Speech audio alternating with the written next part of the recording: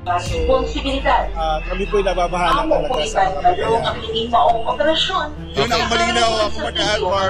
So yun nga, ito na. They turned on their sound system. Napakaingay na dito. Pero sa aking likuran, makikita ninyo ang mga KOJC missionary. Isa ang kanilang sigaw, hustisya para kay Pastor Apollo C. Quiboloy at hustisya para sa buong Kingdom of Jesus Christ. Sa ngayon, kahit kami mga media ay hirap na makapasok doon sa loob ng KOJC compound.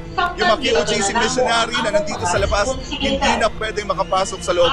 So, this is a clear harassment, political harassment na mula dito sa mga Philippine National Police. And sa ngayon, ongoing nga itong prayer rally para ipanawagan itong pag-step down ni Bongbong Marcos Jr. at ng mga kapulisan na umalis na sila dito sa loob ng KOJC compound dahil nagkukos sila ng fear at ang ginagawa nila ay harassment sa mga KOJC missionaries. So, isang tanong lang, kasi doon sa dulo, malapit sa airport, parang may hindi pinapapasok. Maki-confirm lang kung yan ba ang nangyayari? Pinipigilan nila yung mga tao?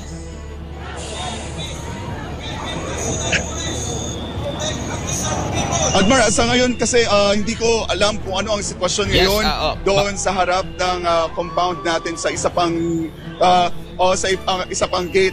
Pero sa pagkakalam ko, merong nagkakaroon na ng build up ng traffic dahil nga dito dahil ang isang lane ay okupado ng mga sasakyan ng mga kapulisan. And nandito na rin ang ating mga kapatiran, yung mga KOJC missionary, yung mga members all over Davao City para isigaw, manawagan, natigilan na ng Philippine National Police yung kanilang harassment dito sa KOJC missionary. Admar? Okay, balikan ka lang namin maya-maya. Si Partner Hana nandun din mismo sa crowd. Maraming salamat si Jason Rubrico, no, at doon sa bastos na nagpatugtog nung sa PNP. Di ko lang alam kung anong purpose nun. Kairik? Brother Admar, Master Judea, ang gamit nila dyan ay LRAD.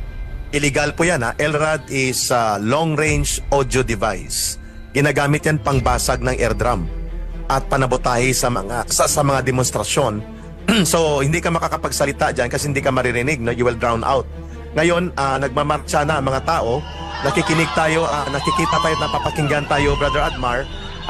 Huwag nating magpapekto dyan sa LRAD nila, yung kanilang pangbingi, sapagkat mas lulunurin sila ng boses ng mamamayan.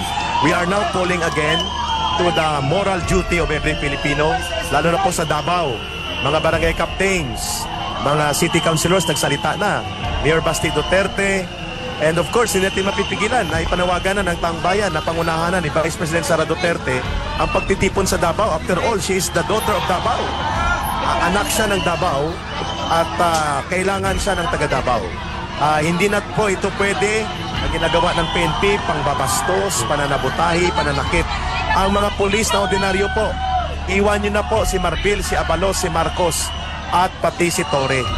Bring yourself and your profession and commitment to serve the country on the side of the people. Kaya nananawagan tayo kay Senator Bato de la Rosa, Sir, dalhin mo na po ang Senado. Ang committee hearing sa Davao ngayon, baka hindi na ito matatapos nila Abalos at Marcos. Well, let's join now, Senator Bato de la Rosa, dito sa pagtitipon at pag-aalsa ng taong bayan. At nananawagan po tayo sa lahat ng mga barangay officials in Davao City. Nananawagan po tayo sa mga estudyante, kabataan, simbahan, at iba pa po na nasa Davao ngayon. I-protect po natin ang mga mamamayan, i-protect po natin ang kababayan nating Kingdom of Jesus Christ, i-protect po natin ang mga sibilyan, kabataan at kababaihan na dinadahas, sinasaktan ng mga pulis sa loob ng Kingdom of Jesus Christ, puputulan ng kuryente, tubig, gamot at mga pagkain. Wala na pong ibang matakbuhan ang mamamayan kundi ang sariling kababayan natin. Iligtas po natin ang mga kababayan natin sa terorismo ni Marcos at ng kanyang mga pulis na bulag sa kapangyarihan. Ginagahasa ang taong bayan. Davao right now is developing into the center of people power. Sambayan ng Pilipino, buong daigdig at buong Pilipinas, nasasaksihan po ninyo ang pagiging panganganak ng kasaysayan ngayong gabi. Ipinapanganak muli ang kasaysayan ng pagkakaisa ng mamamayang Pilipino sa Davao City. Coach Oli, your rejoinder, ako po ay overwhelmed ng emotion at natutuwa ako na maraming mga sektor na ang namumulat at nagsasalita at naninindigan. Back to you, Coach Oli and Brother Admar. Coach Oli, are you still there? Nawala si Coach Oli. Oli. Pero kapansin-pansin Wala yung pa ano kanina ha, yung signal din Yung sa airport side? Dyan sa loob, no? So kasalukuyan nakikita natin mga kababayan, Eric, yung top shot at mismo yung sa crowd mismo, no? Dyan po sa harap lang ito ng Kingdom of Jesus Christ compound at tuloy-tuloy yung pagdami nito, Eric. Hindi lang ito mga members ng ng KOJC, mga Dabawenyo, at welcome ito sa lahat na nagmamahal sa Pilipinas, nagmamahal sa bawat Pilipino at nagnanais lang na magandang pamumuhay sa ilalim ng matinong pamumuno, Eric. Yes, tama ka, Brother Admar. At ito ay lumalaganap na, no? Tumitindig na po at nagkakaisang sambayan ng Pilipino. We are calling on the Philippine National Police, mga matitinong generals. Iwan nyo na po si Abalos at si Marbil at pati si Marcos. We are now calling on the Philippine Armed Forces of the Philippines. Huwag nyo pong hayaang saktan at lapastanganin ng mga pulis ni Abalos, ni Marbil at ni Marcos ang taong bayan. This is now a solidarity calling for justice and rescue and protection sa mga kababayang Pilipino na ginagahasa ang karapatan at kalayaan sa loob ng Kingdom of Jesus Christ. This is now a call of the Filipino people. Marcos resign at pati po si Abalos, si Marbil at si Torre at aaristuhin dapat sila ng taong bayan at palayasin sa poder at mapanagot. Tuloy-tuloy po kayo, tuloy-tuloy po tayo. Ito po ay nagaganap na sa buong bahagi ng Pilipinas at marami na po ang lumalabas, Coach Oli at Brother Admar. Punong-puno po ang aking Viber messages at Messenger sa pakikipagkaisa at pagkilos ng mamamayan. Unti-unti po, this will now become the day of the born or the birth of history in Davao City for people power again para i-redeem ang ating bansa. Eric. Yes. Coach Eric, ito na yung matagal nating inaantay at Brother Admar, ito na po yung matagal nating inaantay. Ito na. Ito na, sana pumunta na sila dito.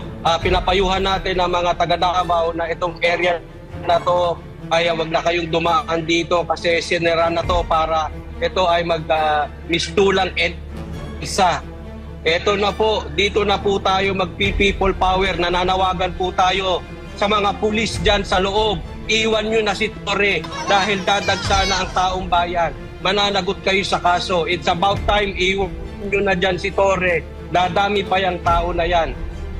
Simulan na po natin ito. Ito, ewan ko kung naririnig nyo pero ang lakas na po dito. Ako po ay wala sa kalsada at ako nga ay excited pagkatapos nito. Kaya